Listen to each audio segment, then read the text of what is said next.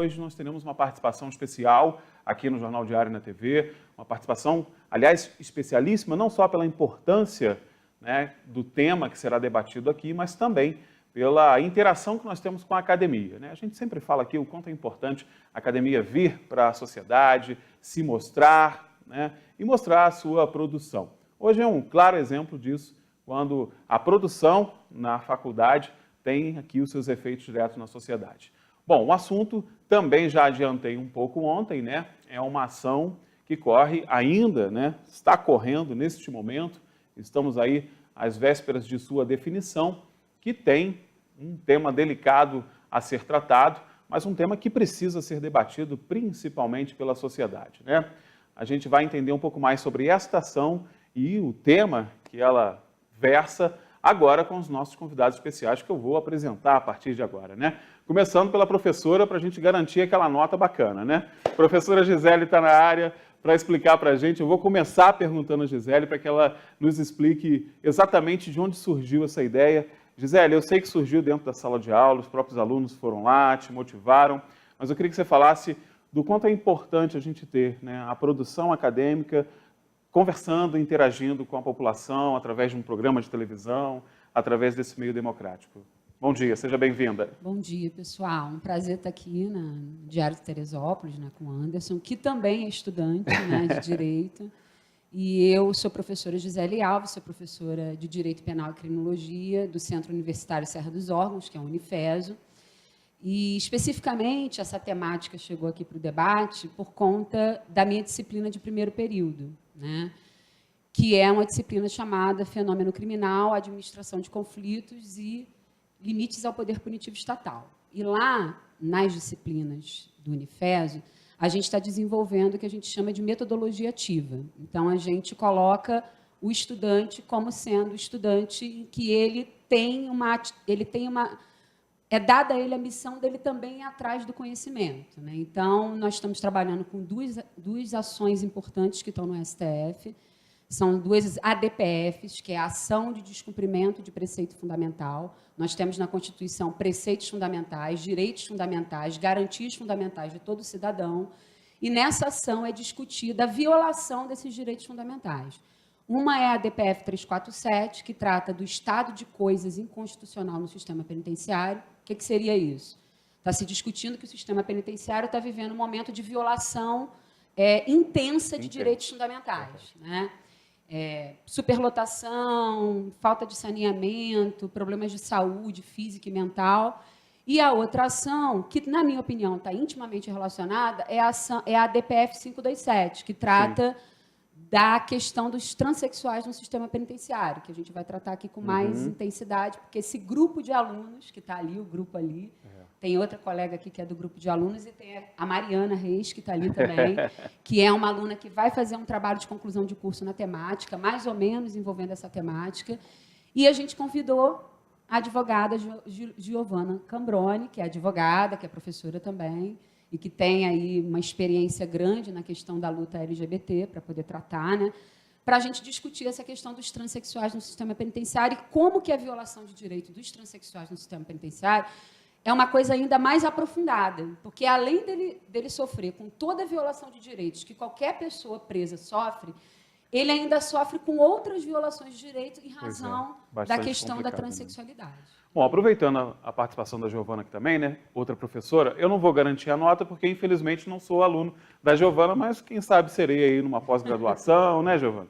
Mas a gente estava conversando um pouco antes aqui e eu estava tentando explicar para a Carol Duarte, nossa querida Carol Duarte, que cuida das redes sociais, qual seria o tema, né? O que seria essa DPF e que tipo de problemática que ela quer resolver, que tipo de descumprimento é esse, quando o nosso texto constitucional foi atacado, digamos assim, com esse descumprimento. E aí eu estava explicando para ela a situação, né, falando desse público quando está, né, aí, quando sofre uma sanção que tem a questão do cerceamento da liberdade como a sanção, para onde essas pessoas vão? Eu acho que a maior pergunta é essa mesmo, né, Giovana? Para onde essas pessoas vão? Como resolver esse problema? Acho que é isso que a ADPF está tratando, e acho que é essa pergunta que a sociedade tem que fazer também, né, Giovana? É isso mesmo, Anderson. Primeiro, quero agradecer o convite da professora Gisele, o convite para estar aqui com vocês debatendo sobre esse tema. As pessoas trans são, tradicionalmente, uma população vulnerabilizada e invisibilizada pela sociedade, né? Sempre colocadas à margem, já no seio social, né? Então, desde a escola, no seio afetivo familiar, e outros espaços de interação. E isso não é diferente no sistema prisional, que é separado, é generificado de acordo diferenciando as unidades prisionais. Então, a pessoa trans, ao ser detida, ao ser custodiada pelo Estado, normalmente ela é colocada de acordo com o sexo biológico, desrespeitando a sua capacidade de autodeterminação de gênero, que é uma questão que já foi, inclusive, discutida pelo STF, ao regulamentar a possibilidade de identificação de nome e gênero de acordo com a autodeterminação, ou seja, de acordo com a liberdade da pessoa, com a autonomia da pessoa de identificar-se como ela prefere, né, como ela se sente identificada, e no sistema prisional não deixa de ser diferente. E, ao colocar uma pessoa trans no espaço que não corresponde ao seu gênero, ela está sujeita a todo tipo de violação de direito. E é isso que está sendo discutido na DPF 527. Bom, a gente tem aqui estudantes, né? Claro que propuseram, inclusive, essa interação, esse evento. A Bárbara, que está aqui do meu lado, foi quem fez o contato, né? Vamos passar o microfone para ela, Gisele, para a gente falar. Da Giovana, ela que buscou esse assunto. Eu sei que na turma gerou uma expectativa, né, de tratar bem esse tema, conhecer ainda mais. Eu sei que a Gisele é mobilizadora, também sou aluna dela, sei como é que é, mas como é que foi ver a progressão desse trabalho? Como é que a turma viu a presença, por exemplo, da Giovana aqui hoje para falar, para compartilhar essa experiência dela? Boa tarde a todos. Então, a gente... eu nunca tinha, até conversei antes, né? Eu nunca tinha parado para pensar na questão dos transexuais, né? Eu já gosto muito da área criminal, sim, mas eu nunca tinha parado para pensar na questão dos transexuais que estão custodiados pelo Estado. E quando a gente viu essa DPF, a gente ficou muito curioso, né? O meu grupo, a gente ficou curioso com relação a como que deve ser, né? Como que deve ser a vida dessas pessoas. E a gente começou a pesquisar, começou a tentar ver uns documentários. Só que assim, a gente também não consegue ver muita realidade, porque a gente não está lá, né? Então, só pelo que a gente viu pela internet, viu um documentário, a gente viu que é isso que a Gisele falou. Além da violação que todo preso está sofrendo ultimamente no sistema penitenciário, o transexual ele é mais violado ainda. E isso me remete também a não só a violação das pessoas que estão presas, inclusive antes delas serem presas. Não que todos sejam presos, mas assim, a trajetória dos transexuais até eles chegarem nesse ponto. Por que eles chegaram nesse ponto, sabe?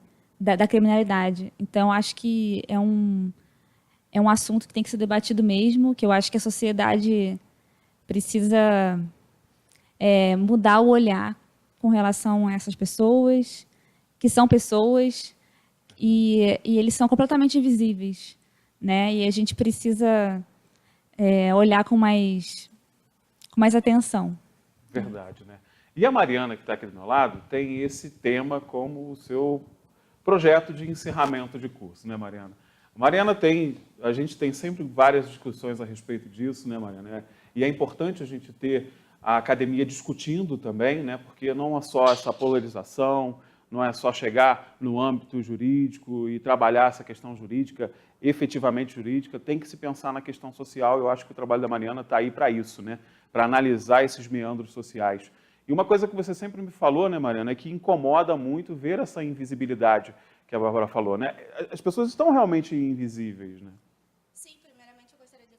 A oportunidade, porque eu acho que é uma grande oportunidade de agregar conhecimento e disseminar essa causa que é tão importante. Porque aqui em Teresópolis, assim como em todo o Brasil, é uma causa muito invisível. Sim. E perguntando para qualquer pessoa, para qualquer indivíduo, sobre o que seria o encarceramento da população trans, essas pessoas nunca haviam parado para pensar no que seria isso. E, assim, hoje em dia, a gente tem violação, além da integridade física e psíquica da pessoa, a gente tem violação aos direitos à identidade de gênero, ao direito à orientação sexual. A gente tem diversas violações que além de atingirem pessoas heterossexuais, atingem essa população muito mais frontalmente. Então, assim, é um tema muito importante da gente disseminar e dissipar essa ideia de que tem que haver essa conscientização de que a população trans, travesti e transexual, travesti e transgênero, tem essa invisibilidade e há essa LGBTfobia institucional em todos os ramos, em todos os âmbitos. E no sistema prisional não seria diferente. Então, assim, é uma oportunidade muito boa de a gente conseguir trazer essa visibilidade, principalmente aqui em Teresópolis, porque trabalhando na defensoria aqui, criminal, eu tive uma experiência. E, assim, a gente teve contato com um caso específico em que havia esse preconceito. E, assim, a gente teve contato com muitos casos em que as pessoas trans dentro do sistema prisional não tinham nenhum tipo de direito, não tinha nada garantido. Então, assim, é uma oportunidade muito legal. E eu agradeço demais a professora Gisele por estar me dando essa chance de participar desse evento tão importante. E, Gisele, não só enxergar a questão, né, pelo fato jurídico, sim, né, de manter, de tutelar esses direitos desse cidadão, dessa cidadã que está ali, né, cerceada da liberdade, mas que está pagando a sua dívida com a sociedade, mas também do que levou de repente, essa pessoa a delinquir, né? A gente fala muito das razões, né, do contexto social, do porquê essa pessoa vem a delinquir.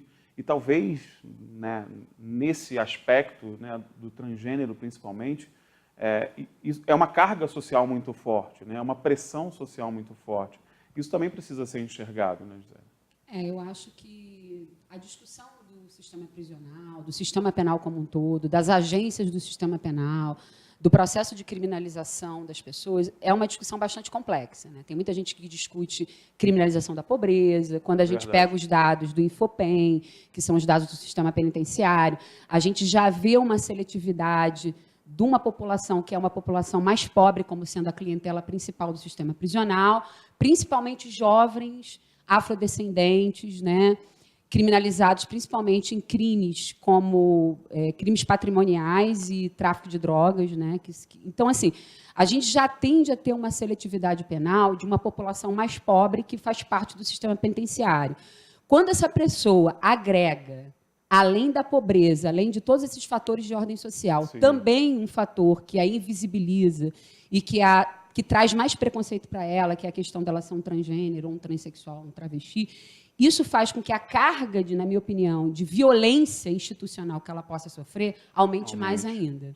Né?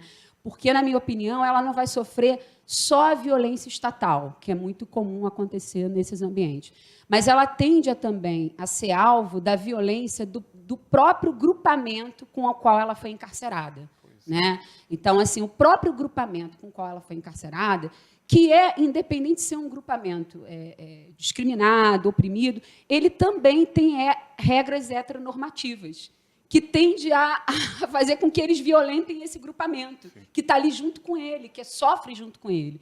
Eu acho que a Giovana vai poder esclarecer um pouco mais essas questões. Pois é, a Giovana estava falando um pouco da experiência dela na militância, né? A Giovana tem uma história na militância muito grande, e, por conta dessa história na militância, acabou compartilhando muito a sua história pessoal também, né, Giovana? Até como uma forma de explicar e disseminar essas informações tão importantes. Mas sempre surge isso que a Gisele falou, né? São tantas violências subsequentes, né? Começa na família, passa para a sociedade, aí entra no sistema prisional, é uma atrás da outra, um sistema pensado, né, dessa forma. A gente vai falar mais sobre soluções no próximo bloco, mas para que você levante um pouco essa temática para a gente arrematar no próximo bloco, mas soluções possíveis, né, imagináveis nesse momento tão complicado que a gente vive. Nossa, você me apertou sem me abraçar. Então, soluções, eu acho que parte dessa discussão, do enfrentamento sem um falso moralismo, das questões que envolvem a temática trans. Como a professora Gisele falou, você também pontuou, né, o sistema cis normativo, né, que trata a heterossexualidade e a cisgeneralidade como uma norma, ou seja, Nós nascemos já com uma expectativa do que vamos ser, normalmente orientados pelo nosso sexo biológico, né? Então, desde o início, já pontua o que vai ser a mulher, o que vai ser o homem. A mulher vai ser a bela, recatada e do lar. O homem vai ser o macho, pegador, provedor e insensível. Né? O homem não pode chorar. E isso nos é ensinado, essas questões de gênero são ensinadas desde muito cedo. Quando você desvia disso, rompe os laços afetivos familiares, a família já não reconhece mais como filho, ou seja, aquele primeiro ambiente de sociabilidade que deveria acolher, que deveria abraçar, que deveria amar incondicionalmente, por esses dogmas que são instituídos por uma estrutura heterocisnormativa, acaba rompendo. A gente tem um modelo didático-pedagógico totalmente generificado, que institui o gênero como disciplina. Né? As escolas, os esportes são divididos, as brincadeiras são divididas para meninos e para meninas, as filas são separadas, os banheiros são separados. Isso produz uma evasão escolar, porque a pessoa trans, na adolescência, ela não consegue se identificar, né, ou viver com a violência instituída nesses espaços que deveriam também acolher. Imagine vocês uma criança, um adolescente, que não se reconhece para utilizar o banheiro e fica 4, 5, 6 horas, o tempo que fica na escola, sem fazer xixi. Né? Então, a pessoa trans na adolescência, ao manifestar o desejo de se expressar de acordo com o seu gênero, acaba sofrendo mais violação. Pois é, né? Como eu disse, era só para fazer uma introdução às possíveis soluções. No próximo bloco, a gente vai falar sobre essas possíveis soluções, né? Claro, a gente está aqui, inclusive, para discuti-las, né? Giovana vai falar um pouco mais sobre a sua experiência na militância, os casos delicados que ela encontrou, e a gente vai tentar discutir se existem possíveis soluções, se o julgamento dessa DPF vai produzir algum efeito legal interessante para o nosso país, se a gente vai ver mudanças, enfim. É muito esperançoso, mas a gente está aqui para isso também, para não perder a esperança. A gente vai para um intervalo comercial rapidíssimo, coisa bem rápida, e daqui a pouco a gente está de volta seguindo nessa discussão. Continue ligadinho.